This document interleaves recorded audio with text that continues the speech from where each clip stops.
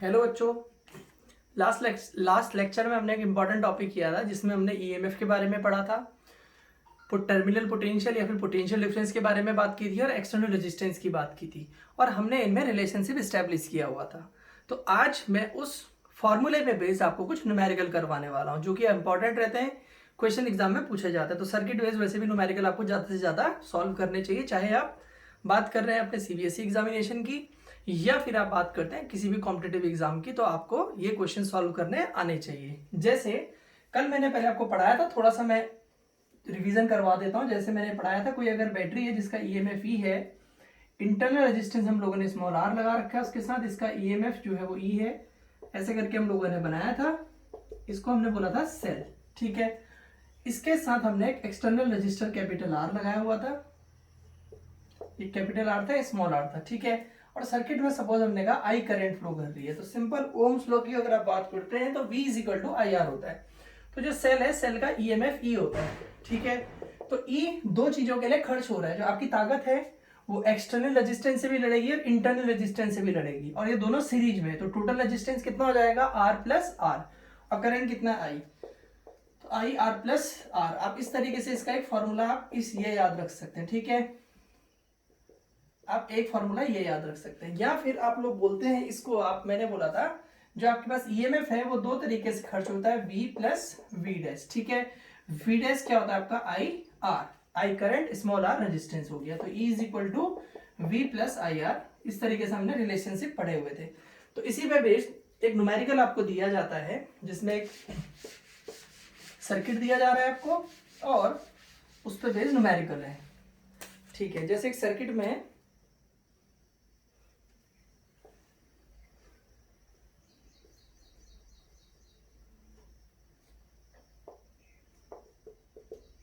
ये एक बैटरी है जिसके साथ उसने 2 वोल्ट लिखा हुआ है और उसके साथ एक रेजिस्टेंस रखा हुआ है। जो बैटरी के साथ रेजिस्टेंस लिखा जाता है उसको हम लोग इंटरनल रेजिस्टेंस बोल देते हैं। तो यहाँ पे 2 ओम का आपके पास इंटरनल रेजिस्टेंस है, ठीक है। और यहाँ पे आपके पास सर्किट में एक एक्सटर्नल रेजिस्टेंस आपने जोड़ा हुआ है और यहाँ पे उसने इस तरीके से बोल दिया है, यहाँ वोल्ट मीटर लिख दिया है,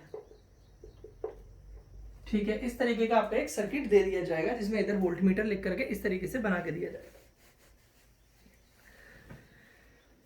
अब आपसे यहाँ पे पूछा जाता है, आर की वैल्यू 998 ओम दी हुई है।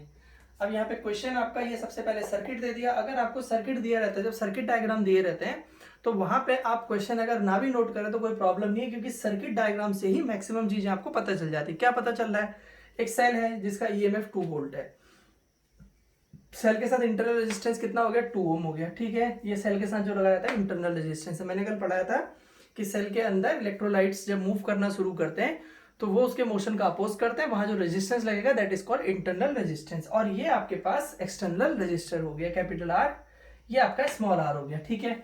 तो यहाँ पे इस क्वेश्चन के अंदर आपसे पूछा जा रहा है कि जो सर्किट आपको दिखा रहा है इसके अंदर आपको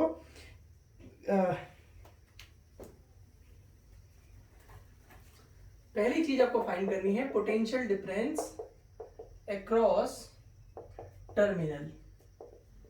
टर्मिनल के अक्रॉस आपको पोटेंशियल डिफरेंस कैलकुलेट करना है, पहली चीज, जिसको हम लोग V से डिनोट करते हैं। और सेकंड आपको निकालना है percentage error in the reading of volt meter.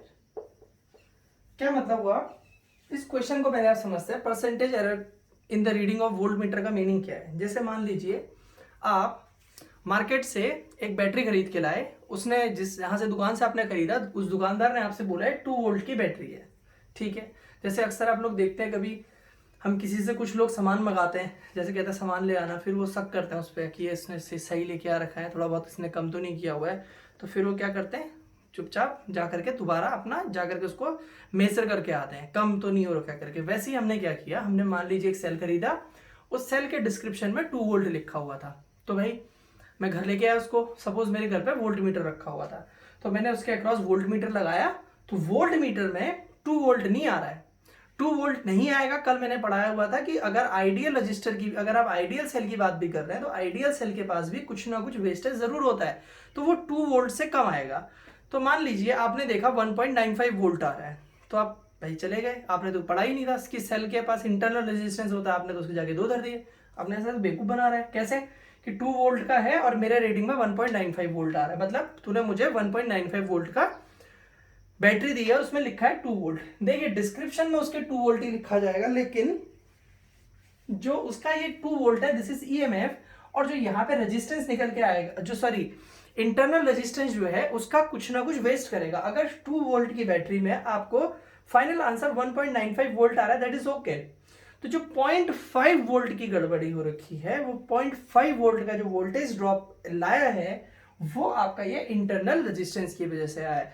तो अगर आप एक्चुअल उसका सेल का ईएमएफ 2 वोल्ट डिफाइन कर रहे हैं तो it is not going to give 2 volt voltage, it will give always less voltage because there is a internal resistance and that internal resistance is going to waste, is going to have some potential drop due to which you will get lesser value than 2 volt। ठीक है, तो वो कह रहा है पहले तो potential difference निकालो।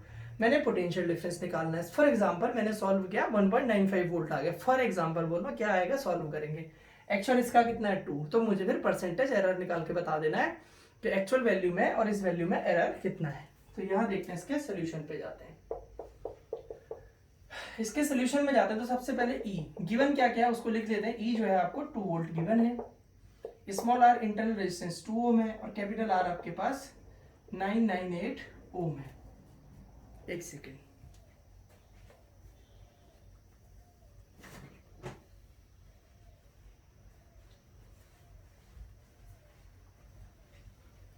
ठीक है। अब आपसे टर्मिनल पोटेंशियल पूछा है, V is equal to question mark है और V इज इक्वल टू आपको पता है सबको IR होता है, ठीक है। IR is equal to question mark, ठीक है।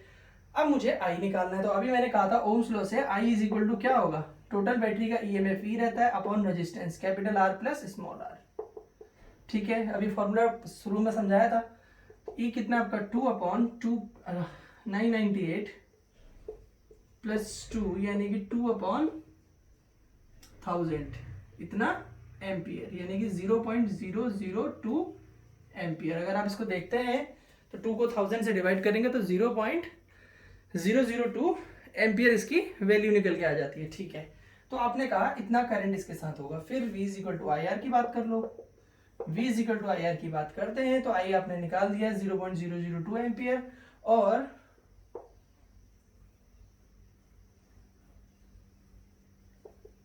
इंटू 998, ये जो वैल्यू है 998 है।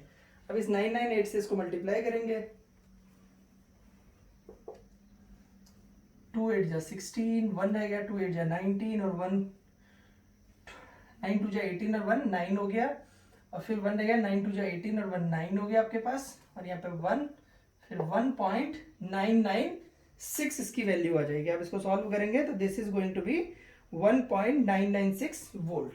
तो आप देखिए आपके पास EMF 2 वोल्ट था और यहाँ पे निकल के आ रहा है 1.996 वोल्ट पोटेंशियल डिफरेंस आ रहा है। तो इसका मतलब फिर वही वाली बात, दुकानदार ने बोला 2 वोल्ट है, घर में आके वोल्ट मीटर में देखना तो वोल्ट मीटर की रीडिंग 1.996 वोल्ट हो रही है। नहीं पढ़ा लिखा हूँ तो जाके मार दूंगा दुकानदार को, लेकिन पढ़ा लिखा हूँ तो मुझे पता होना चाहिए। थोड़ा बहुत इंटरनल रेजिस्टेंस है जिसकी वजह से यहाँ पे थोड़ा सा वेस्टेज हो रही है, तो वो ये चीज है। तो आपने सबसे पहले तो आपसे पूछा था तो आपका पहला आंसर तो निकल के आ गया है। सेकंड उन्होंने पूछा है परसेंटेज एरर की बात करते हैं। तो फर्स्ट आंसर हो गया, इसको जल्दी से नोट करो, फिर मैं सेकंड आंसर करवा रहा हूं आपको।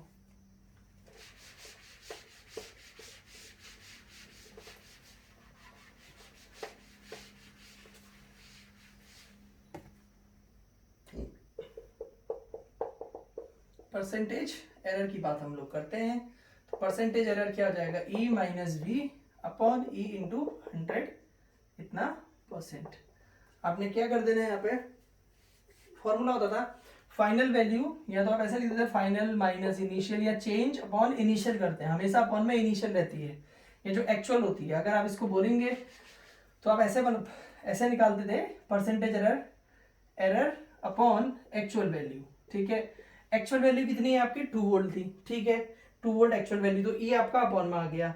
अब एरर कितना है आपको इनको डिफरेंस करना है, एक्चुअल वैल्यू और जो आपके पास दूसरी वाली वैल्यू। तो एक्चुअल वैल्यू बड़ी है तो इसलिए हमने क्या किया, एक्चुअल वैल्यू माइनस आपकी जो हमारे पास ऑब्जर्वेशन वैल्यू आ रही है जो कि आपकी इनकरेक्ट वैल्यू है। तो ई कितना था आपका 2 minus 1.996 upon 2 into 100।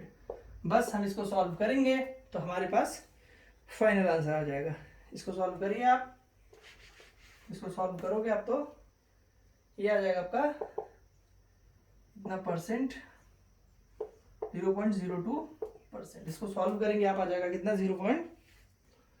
1 second into 100, 0.2% आएगा, 0.2%। तो आप देख रहे हैं कि आप जो एक्चुअल वैल्यू का खरीद के लेके आए थे उसमें 0.2% का आपका एरर निकल के आ रहा है। तो आप ये देख लीजिए इस तरीके से, इसमें से इसको माइनस करना है, यह जगह आपका सॉल्व करोगे तो 0.2% आ गया। तो इस तरीके के आपके पास क्वेश्चंस पूछे जाते हैं। जल्दी से आप इसको नोट कर लीजिए।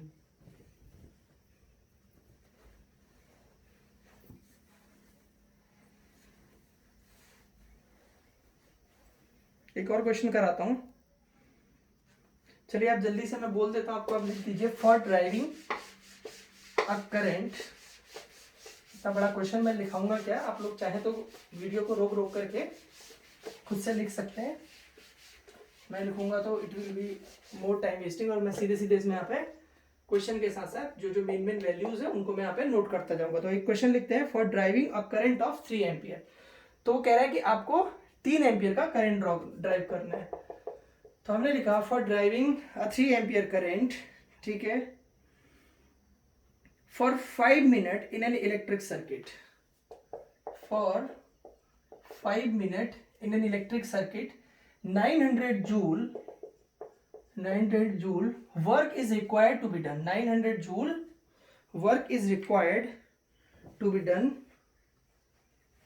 find the EMF of the circuit, find the EMF of the circuit।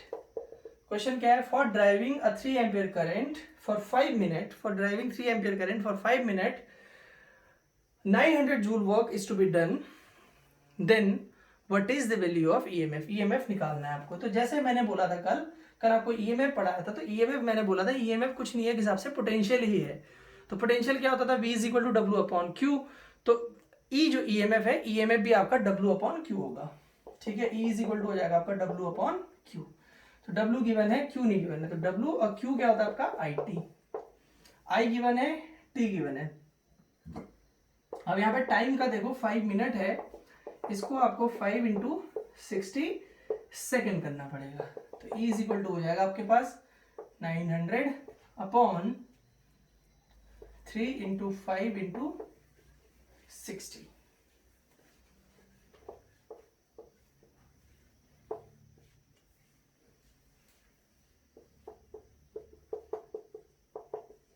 .1 volt. तो आपसे पूछा गया था,